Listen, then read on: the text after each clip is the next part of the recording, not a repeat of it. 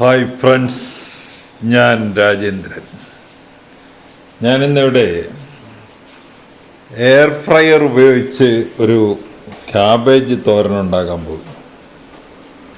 അപ്പം അതിന് വേണ്ട ഇൻഗ്രീഡിയൻസ്: ക്യാബേജ്, ചെറിയ കഷ്ണം ക്യാബേജ്, സവാള, പച്ചമുളക്, വെളുത്തുള്ളി, വേപ്പില, പൊടികൾ, ഒരിച്ചിരി ജീരകപ്പൊടി, കുറച്ച് മഞ്ഞൾപ്പൊടി, ആവശ്യത്തിന് ഉപ്പ്.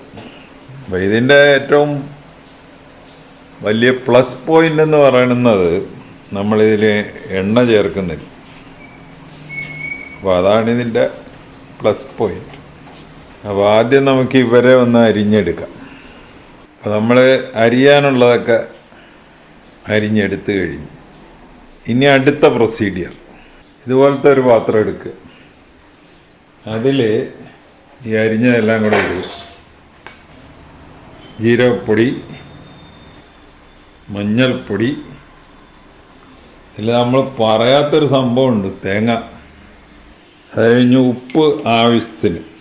അപ്പോൾ നമ്മളിപ്പോൾ ഇവിടെ 1/4 ടീസ്പൂൺ ഉപ്പാണ് ഇടുന്നത്. ഇവിടെ നമ്മൾ തേങ്ങാപ്പൊടിയായിട്ട് എടുക്കുന്നത് ഈ ഡെസിക്കേറ്റഡ് കോക്കനട്ട് പൗഡർ. അപ്പോൾ ഈ കോക്കനട്ട് പൗഡറും എല്ലാം കൂടെ ഇട്ട് നമ്മളൊന്ന് മിക്സ് ചെയ്യാൻ പോവുക. കോക്കനട്ട് പൗഡർ ഒരു 1/4 കപ്പ് എടുത്തിട്ടുണ്ട്, അതും കൂടെ അതിലോട്ടിട്ട്. ഇനി ഇതെല്ലാം തമ്മിൽ ഒന്ന് മിക്സ് ചെയ്യണം. അപ്പോൾ എല്ലാം നമ്മളൊന്ന് നല്ലപോലെ മിക്സ് ചെയ്തെടുത്തിട്ടുണ്ട്. ഇനി ഒരു വാട്ടിയ വാഴല എടുക്കണം. ഒരു വാട്ടിയ വാഴല എടുത്ത് അതിൻ്റെ നടുക്കായിട്ട് ഇതിങ്ങ് വെക്കുക.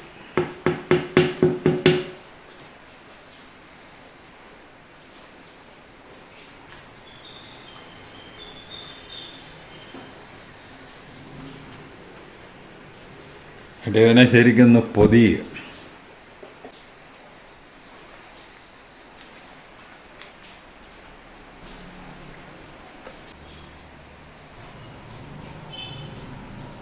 അപ്പോൾ അലൂമിനിയം ഫോയിലിൻ്റെ അകത്ത് നമ്മൾ അത് പൊതിഞ്ഞെടുത്തിരിക്കുക.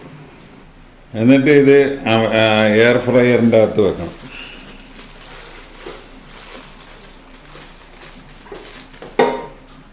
അപ്പോൾ നമ്മളതിൻ്റെ ഈ തട്ട് അതിൻ്റെ എയർ ഫ്രയറിൻ്റെ ഉള്ളിലോട്ട് വെക്കുക.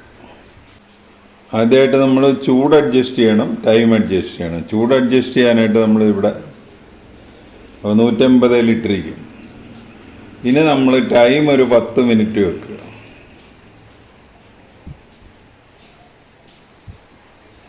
10 മിനിറ്റ്. ഇനി ഇത് ഓൺ ചെയ്യുക.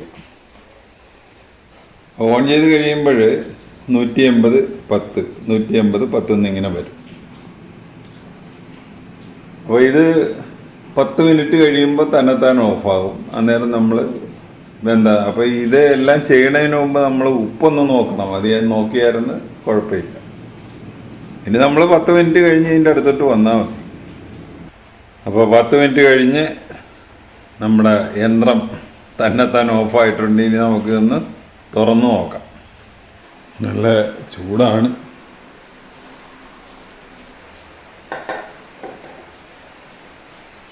എന്തായാലും അഴിച്ചു നോക്കാം. ആദ്യത്തെ ഒരു സംരംഭമാണ്.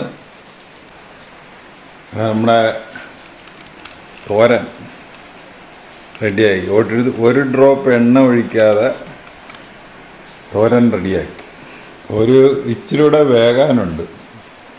നമുക്ക് ഒരു 5 മിനിറ്റ് കൂടെ വെക്കാം. അപ്പോൾ നേരത്തെ 10 മിനിറ്റ് കഴിഞ്ഞ് നോക്കിയപ്പോൾ ഇച്ചിരി കൂടെ വേകാനുണ്ടായിരുന്നു. ഒരു 5 മിനിറ്റ് കൂടെ വെച്ചിരിക്കുക. കറക്റ്റായിട്ടുണ്ട്. പക്ഷെ ഇതിനുള്ളൊരു പ്രശ്നമെന്ന് പറഞ്ഞു കഴിഞ്ഞാൽ നമ്മൾ വറതാളിച്ചൊക്കെ ചെയ്യുമ്പോൾ, കടുകൊക്കെ ഇട്ട് വറതാളിച്ചൊക്കെ ചെയ്യുമ്പോഴുള്ള അത്രയും ടേസ്റ്റ് ഉണ്ടെന്ന് തോന്നുന്നില്ല. എങ്കിലും നമുക്ക് ഈ ഡയബറ്റിക് പേഷ്യൻസിനും കൊളസ്ട്രോൾ ഉള്ളവർക്കുമൊക്കെ എണ്ണ കുറഞ്ഞിരിക്കാനായിട്ട് ഏറ്റവും നല്ല ഒരു മാർഗമാണ് ഈ എയർ ഫ്രയർ. തീരെ പോക്കുന്നൊന്നും പറയാനില്ല, എങ്കിലും മറ്റേ നമ്മുടെ കടുകൊക്കെ ഇട്ട് പൊട്ടിച്ച് വറതാളിച്ചൊക്കെ ഉണ്ടാക്കണ ആ തോരൻ്റെ അത്രയും ടേസ്റ്റ് ഇല്ല എന്ന് തന്നെ പറയാം. അപ്പോൾ ഈ റെസിപ്പി അനുസരിച്ച് നിങ്ങളൊന്ന് ഉണ്ടാക്കി നോക്കുക. ഉണ്ടാക്കി നോക്കിയിട്ട് ഇഷ്ടപ്പെട്ടുവെങ്കിൽ ഞങ്ങളുടെ ചാനൽ സബ്സ്ക്രൈബ് ചെയ്യുക. വേറൊരു വീഡിയോ ആയിട്ട് നമുക്ക് വീണ്ടും കാണാം. Thank you.